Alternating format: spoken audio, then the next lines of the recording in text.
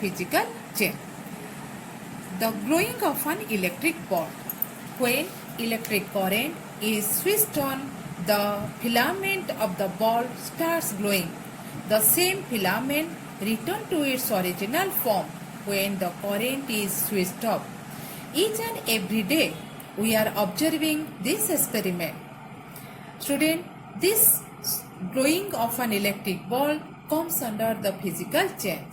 Now we will discuss the melting of ice.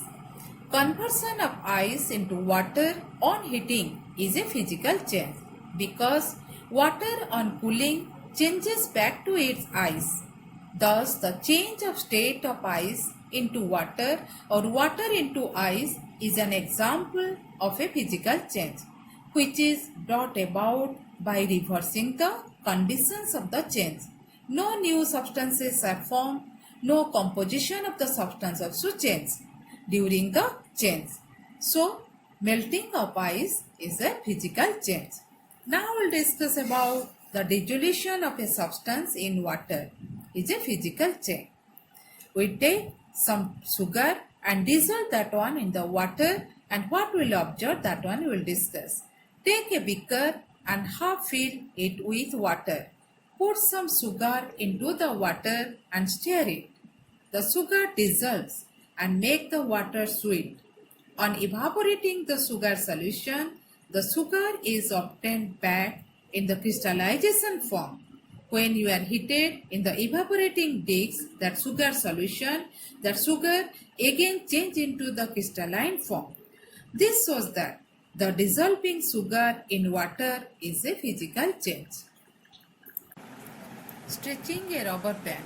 It is an example of physical change.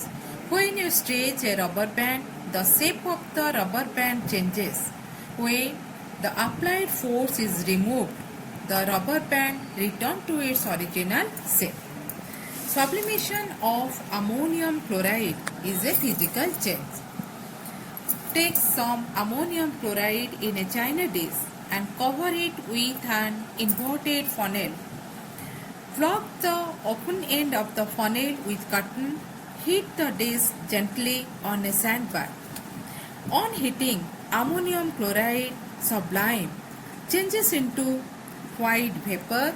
The vapor condenses on the upper cooler parts of the funnel as solid sublimate of ammonium chloride.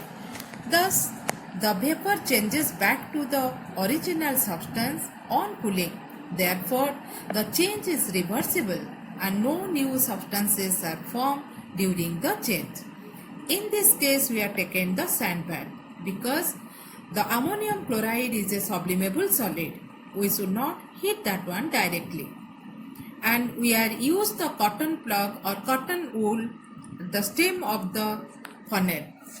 For the escape gas or which gas is sublimable gas is liberated, that should not goes outside, that remain inside the funnel. For that reason, we are used the cotton wool.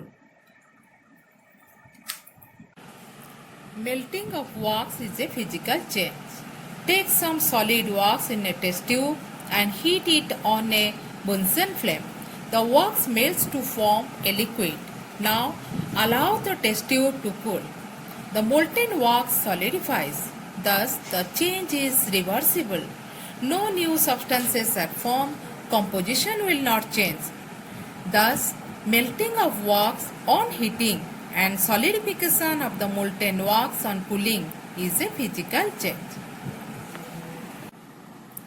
Some important examples of physical changes are melting of butter or ice cream, conversion of water to steam on boiling, magnetizing an iron bar, expansion of metal on heating and contraction on cooling, formation of clouds, fog, mist, frost, etc., beating of metals into thin sheets and drawing them into wire, shaping of glass by heat, breaking of glass, formation of crystals of sugar and salt. We discuss about the characteristic of physical changes. No new substances are formed during a physical change. A physical change is a temporary change. A physical change is reversible by simple physical means. During a physical change, there is no change in the composition of the substance. The properties of the substance remain same.